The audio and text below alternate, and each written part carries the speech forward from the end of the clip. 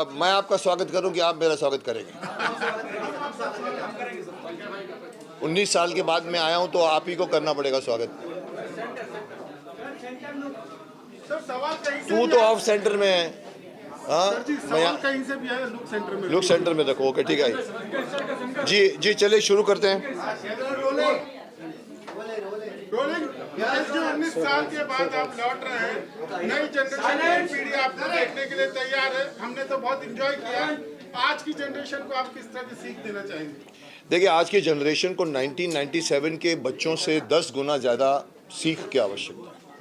आज के बच्चे भाग रहे हैं, उन बच्चों को खड़ा करके कुछ न कुछ मार्गदर्शन करना जो माता पिता नहीं कर पा रहे, गुरु भी नहीं कर पा रहे, बच्चे गूगल के साथ जा रहे हैं। तो इसके लिए मैं आया हूँ कि उन बच्चों को मार्गदर्शन चाहिए।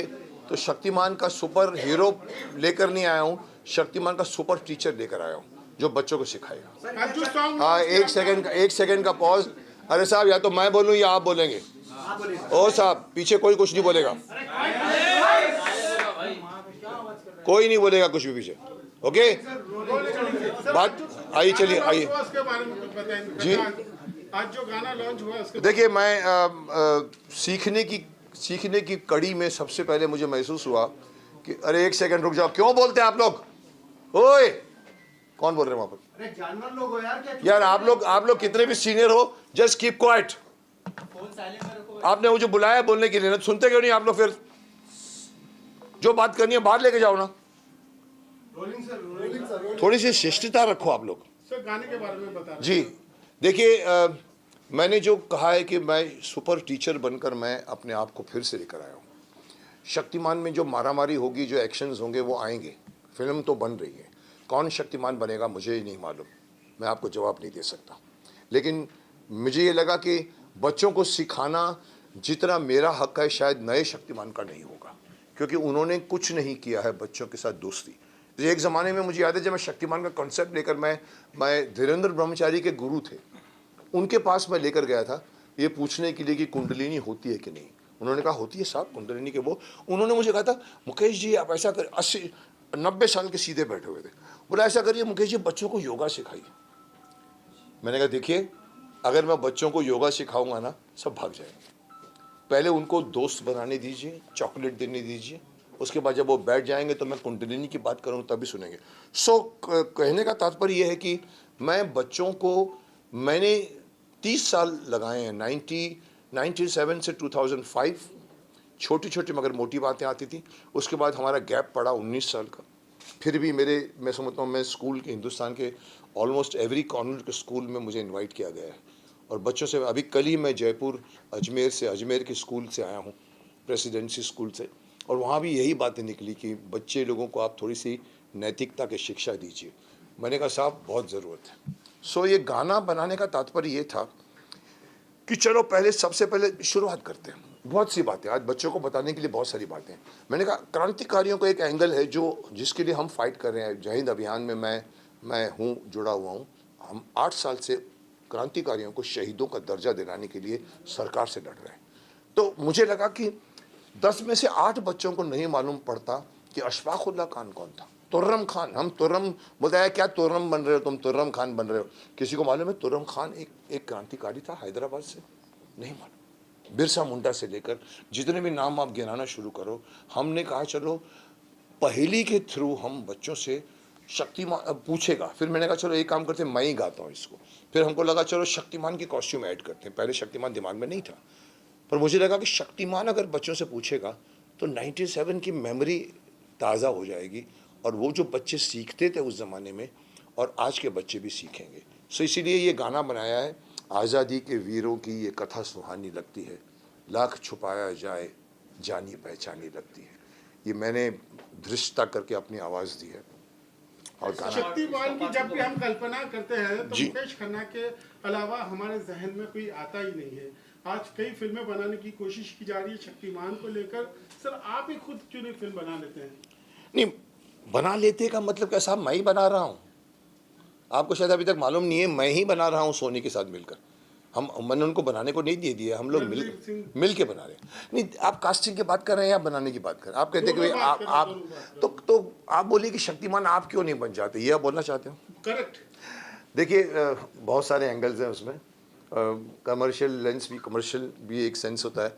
200 करोड़ की फिल्म बनने वाली है।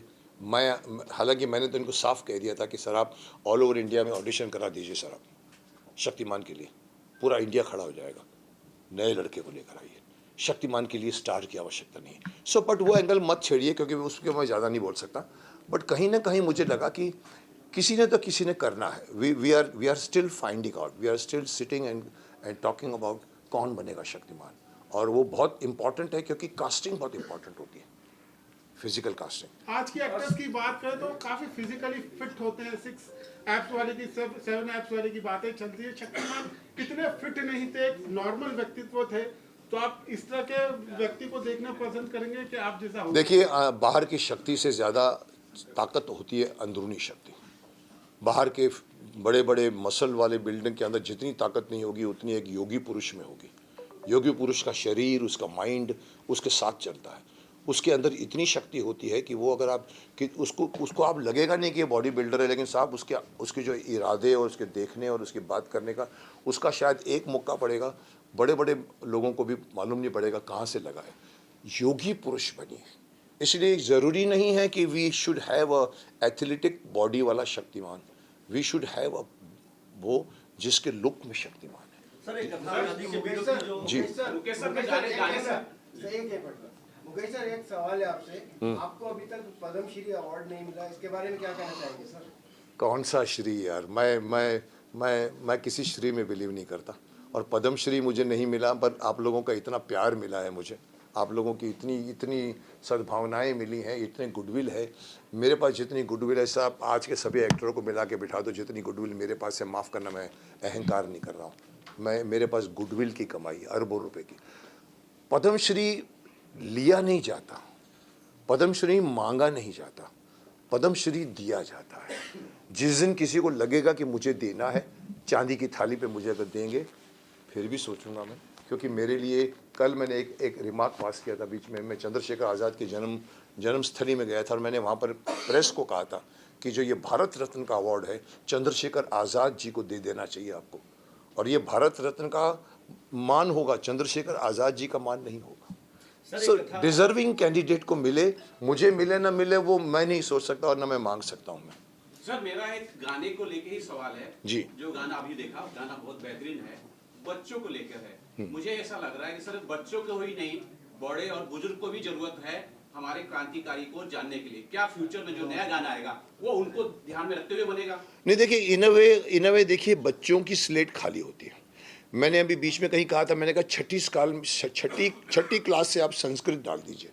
जैसे लॉर्ड मैकॉले ने छठी क्लास में इंग्लिश डाला था 1835 में, आज हम वही कॉन्वेंट स्कूल में पढ़ते आ रहे हैं। आप संस्कृत पढ़ाइए साहब, बड़ों को नहीं पढ़ा सकते, उनका दिमाग जो होता है ना, ट्रैफिक जैम होता है। छठे बच्चे का मैंने कहा गीता पढ़ाइए छठी में। सो बच्चों को सिखाने के माध्यम से, मेरे को किसी ने कहा अरे साहब मुकेश जी, छठी में गीता डालेंगे तो बच्चों को गीता क्या समझ में आएगी? मैंने कहा नहीं आएगी ना, माँ बाप से पूछेंगे। अगर माँ बाप को भी नहीं आएगी, कुछ माँ बाप ऐसे होते शायद उनको भी पता नहीं होते, तो वो अपने दोस्तों से पूछेंगे, अरे मेरा बच्चा पूछ रहा है मुझे बताओ यार, अदरवाइज मुझे बुरा लगे। So that this is the way you will teach Gita to everyone, which is the most essential element of today. जिंदगी का जीने का तरीका गीता सिखाती है। अफसोस की बात है कि हम दुनिया भर के अलग अलग फिल्में देखते हैं, लिटरेचर पढ़ते हैं, हमारे खुद के संस्कृत में बने हुए न वेद पुराण, न उपनिषद, न रामायण, न महाभारत पढ़ते हैं। पढ़ के देखिए साहब। सर आजकल के बच्चे जो हैं माता पिता से और सर काफ़ी महान पुरुषों से काफ़ी दूर रहते हैं। और सर ये जो कथा आज़ादी के वीरों की कहानी है, इसमें सर क्या कुछ एक्टिंग के जरिए भी कुछ ऐसा संदेश शक्तिमान के रूप में देखने को मिलेगा ताकि बच्चे और ज़्यादा उसको कैच कर सकें? देखिए, आपका पहला सवाल ये है कि आजकल के बच्चे माँ बाप से दूर होते जा रहे हैं। ये मैं अभी भी बोल रहा हूँ, रिपीट भी कर रहा हूँ कि आजकल का बच्चा गूगल का दोस्त बन गया है। आज ना वो अपने माँ बाप से पूछता है, ना टीचरों से पूछता है, वो गूगल को पूछता है, अरे मेरे पेट में दर्द हो रहा है मैं क्या करूँ। They have dependent so much on this thing. तो उसके बच्चों ने जो माँ बाप से नहीं सीखते, ना बैठते हैं, उनको हमें तैयार करना पड़ेगा।